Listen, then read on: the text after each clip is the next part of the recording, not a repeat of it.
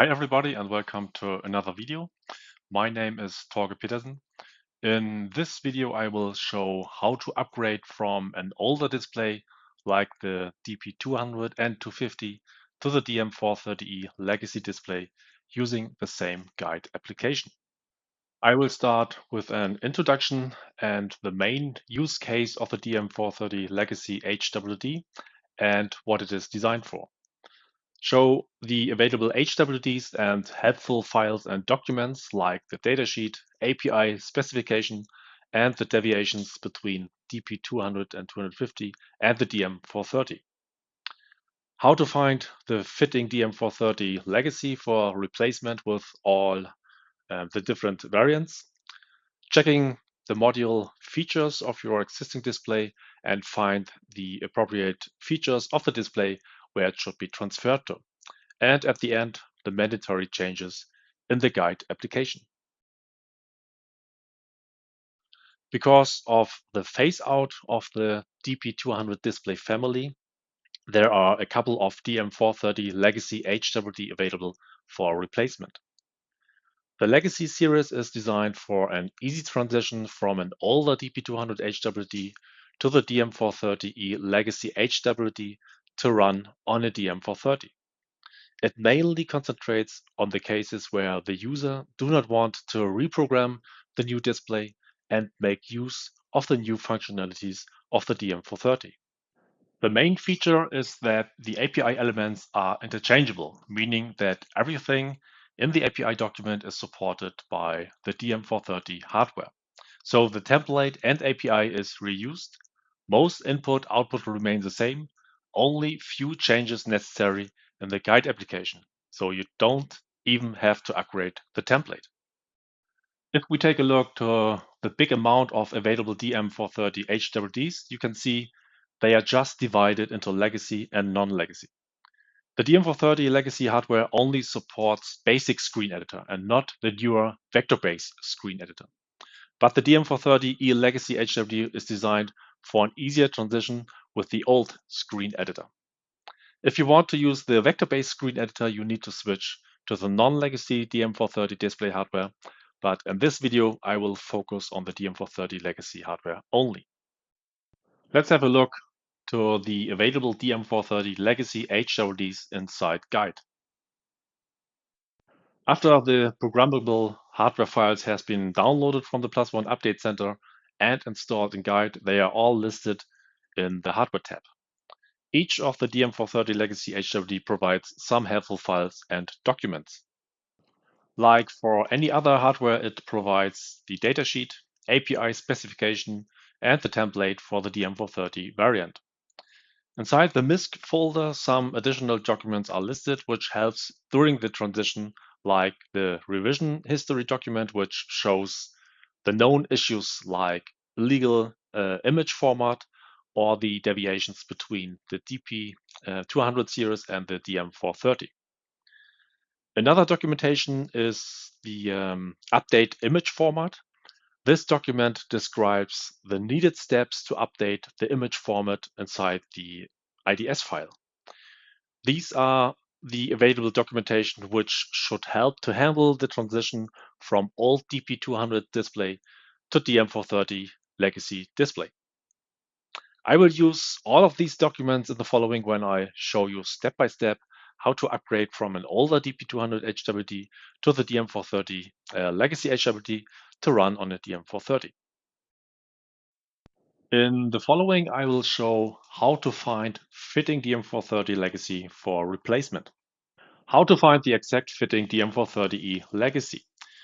The different variants of the DP200 series and the DM430 display can be found in Guide Hardware tab under MISC and the datasheet.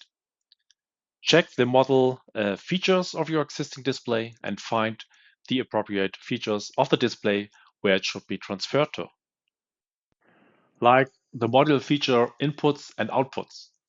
The model variant B for all the DP200 series and also variant B for DM430. The real-time clock is always available in any DM430.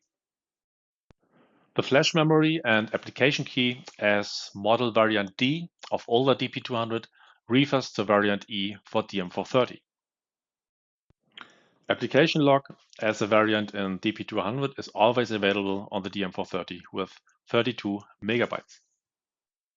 And last but not least, the module variant F, USB port type of older DP200, refers to the variant C of the DM430. After the module features of the existing DP200 display and the appropriate features of the DM430 display where it should be transferred to has been checked, you will find the part number to order the hardware. How to change the hardware file inside the guide application is shown in the following. After the legacy DM430 module has been selected, there are some mandatory steps that must be followed inside guide if you want to use the DP200 application with the DM430 display and to avoid compile errors. First, exchange the existing DP200 HWD with a new DM430 legacy HWD. Second, update the IDS file for new image formatting. And remove and update incompatible API elements. To show these steps more in detail, I use an existing application of an older DP250 display and transfer it on a DM430 legacy display. Using the module variants overview inside the datasheet, I select the DM430E-01XX, which meets all requirements of my existing DP250.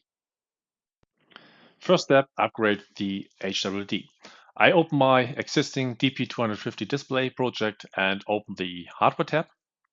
Select the legacy DM430 HWD, right-click and choose Use this hardware in project.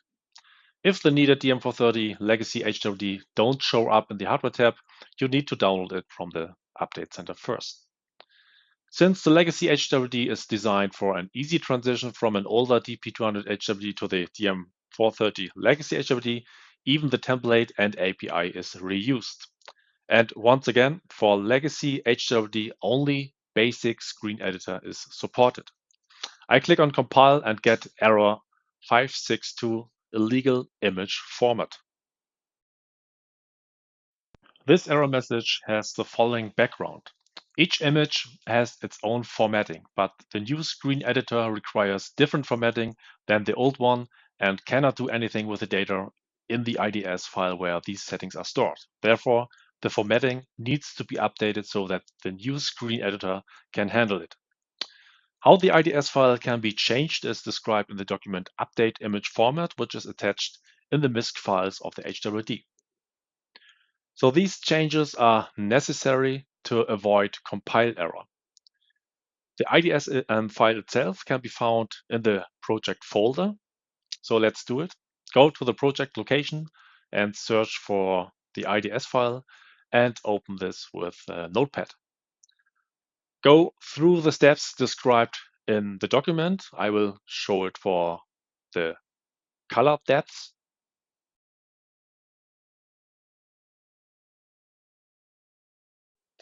The best and easiest way is just to use the replace function.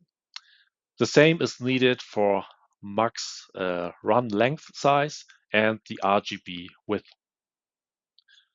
If the guide application is open while the file is being modified, the message will automatically appear to reload it.